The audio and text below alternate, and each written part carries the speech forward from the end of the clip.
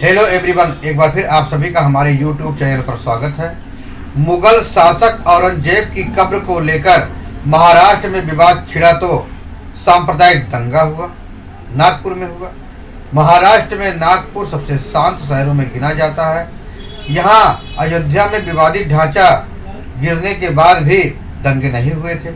उसके मुकाबले कई दूसरे क्षेत्रों में बहुत संवेदनशील हैं। सबसे ज्यादा संवेदनशील तो संभाजी नगर ही है, जिसका पुराना नाम औरंगाबाद था।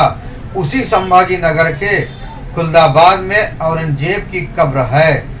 इसके बारे में इतिहासकार बताते हैं कि खुद औरंगजेब ने इच्छा जताई थी कि उसकी कब्र वहां बने। औरंगजेब ने टोपी बुनकर की गई कमाई का करीब 14 रुपया अपने अंतिम संस्कार और कब्र बनाने के लिए छोड़ा था। तभी औरंगजेब की कब्र बाकी मुगल शासकों के मुकाबले बहुत साधारण बनाई गई थी। बहरहाल कब्र के विवाद में संभाजी नगर में दंगा नहीं हुआ। सांप्रदायिक तनाव के लिए विख्यात मुंबई में भी दंगा नहीं हुआ।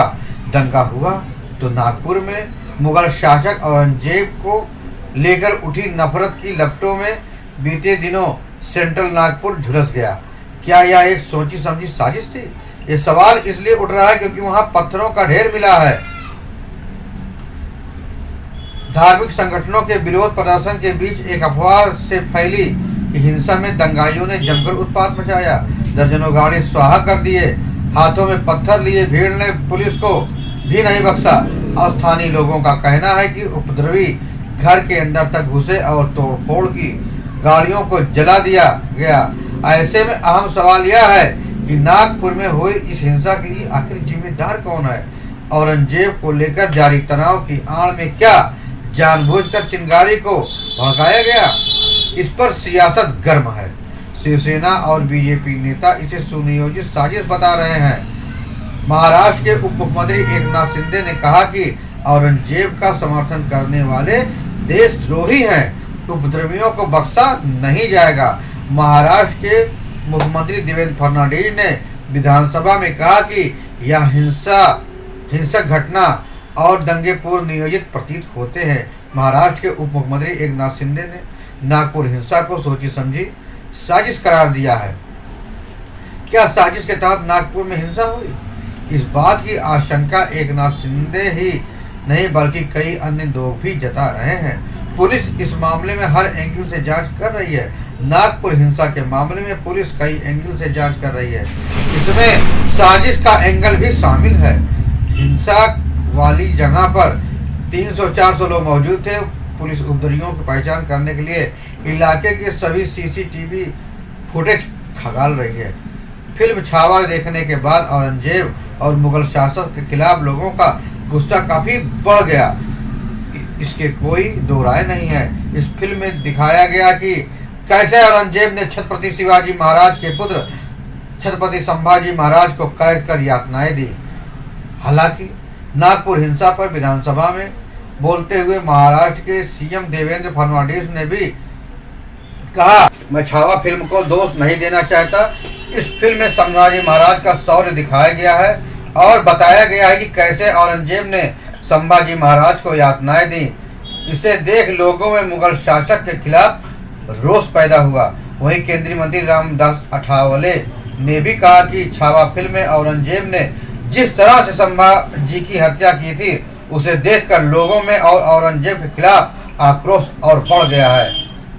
धार्मिक संगठनों ने कुछ दिन पहले ही यह ऐलान कर दिया था कि वे औरंगजेब की कब्र को हटाने के लिए 17 मार्च को पूरे महाराष्ट्र में विरोध प्रदर्शन करेंगे। उन्होंने सेवा करने की भी चेतावनी डाली।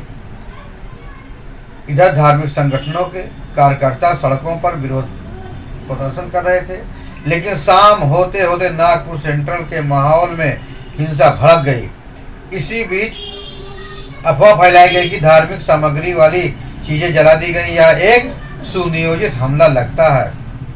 हिंसा वाले स्थान पर ट्राली भरकर पत्थर मिले हैं। क्या एक विशेष समुदाय के हिंसा करने की पहले से तैयारी कर ली थी? राष्ट्रीय स्वयंसेवक संघ के अखिल भारतीय प्रचार प्रमुख सुनील आम्बेकर ने कहा कि हिंसा का कोई भी रूप समाज की भलाई के लिए हानिकारक है।